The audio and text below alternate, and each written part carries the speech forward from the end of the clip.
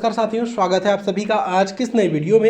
ये वीडियो आप सभी शिक्षा मित्र साथियों के लिए बेहद ही महत्वपूर्ण होने वाली है। साथियों, इस वीडियो के माध्यम से आप सभी को हाल ही के अंदर की एक महत्वपूर्ण सूचना, दरअसल अगर हम बात करें अस्थायीकरण को लेकर सरकार की वास्तविक जो मंशा है, उस मंशा के ऊपर रिसेंट में ही आपकी कुछ नेतृत्वकर्ताओं के द्वारा कुछ जानकारियां दी गई हैं। वो जानकारियां आगे प्रॉपर तरीके से आपको वीडियो में देंगे। सभी साथी वीडियो को पूरा देखें। चैनल को अभी तक आपने सब्सक्राइब नहीं किया है, सब्सक्राइब भी करने। अब चलते हैं अपडेट पर।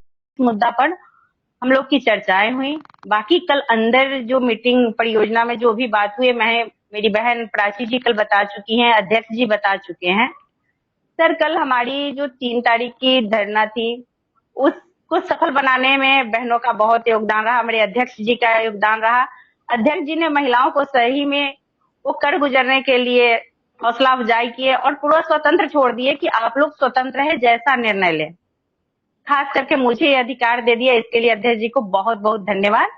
आज तक मैं जुड़ी लगभग 2015 के बाद से महामंत्री और अध्यक्ष पद पर रही, लेकिन देखती थी इस तरह से नेतृत्व नहीं की थी जो मुझे ही निर्णय लेना था। बहुत मुश्किल होती है सर, लेकिन फिर भी बहुत अच्छा रहा, बहनों के सहयोग रहा। पहला मुद्दा था सर हम लोग का कि नियमितीकरण, जिस पर बहनों ने भावुक होकर सारी बातें बताई। उसके उपरांत सर ने मुझसे पूछा, हाँ बताइए, तो उस मुद्दे को नियमितीकरण पर उन्होंने आश्वस्त किया कि देखिए मेरे क्षेत्र से बाहर की बात है, यदि सरकार सोचेगी तब ये संभव है, लेकिन नियमितीकरण संभव नहीं है। सर मैं उनको बताई कि सर हम लोग जो अस्थायी नियुक्ति एवं योग्यता की पूर्ण प्रक्रिया का पालन करते हुए हम लोग की चयन हुई है, डिस्ट्रिक्ट लेवल पर चयन हुआ है, तो सर नियमितीकरण में कहीं दिक्कत नहीं है। उनके तरफ से 1-2 पॉइंट रखी गई कि नियमितीकरण बहुत बड़ी मुद्दा है मैडम, ये मेरे विभाग से संभव नहीं है।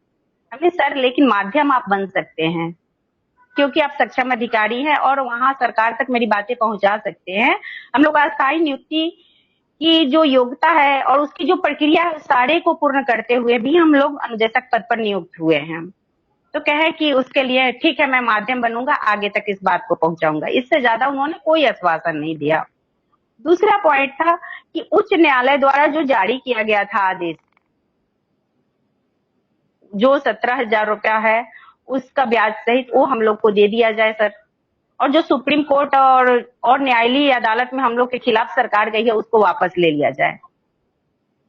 समान कार्य का समान वेतन, समान कार्य हम लोग कैसे करते हैं उसकी सारी एक एक बात सर ने जैसा बताया अध्यक्ष जी ने कि 45 मिनट बकायदा उन्होंने धैर्य पूर्वक सुना कि किस तरह हम लोग समान काम और समान वेतन के हकदार हैं। उसके उपरांत उन्होंने कहा कि जो आपका ये केस जो है ये तो सुप्रीम कोर्ट में चला गया, आप लोग हम लोग के खिलाफ सुप्रीम कोर्ट चले गए।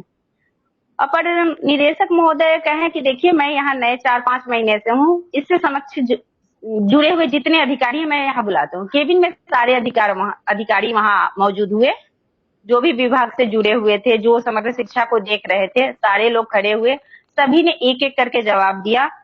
और उससे सर ने अपर निदेशक महोदय पूछते गए कि क्या दिक्कत आ रही है इन लोगों में, तो बताया कि सर ये लोग सुप्रीम कोर्ट में लड़ाई लड़ रहे हैं, तो सुप्रीम कोर्ट का ऑर्डर जिस दिन आ जाएगा उसके अगले दिन हम लोग सुप्रीम कोर्ट से ऊपर नहीं है, हम लोग सुप्रीम कोर्ट का ऑर्डर का पालन करेंगे और इनका मानदेय इन्हें दे देंगे।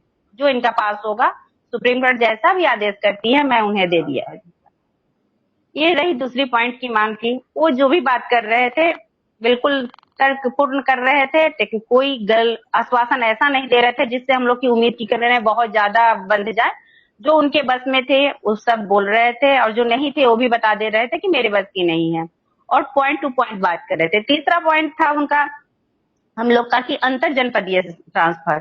तो सर का कहना था कि अंतर जनपदीय ट्रांसफर अभी तो आप लोग का ट्रांसफर हुआ, उस पर मेरे द्वारा ये कहा गया कि सर कितने % महिलाओं को लाभ हुआ, या तो एक ऐसा नियम निकाल दीजिए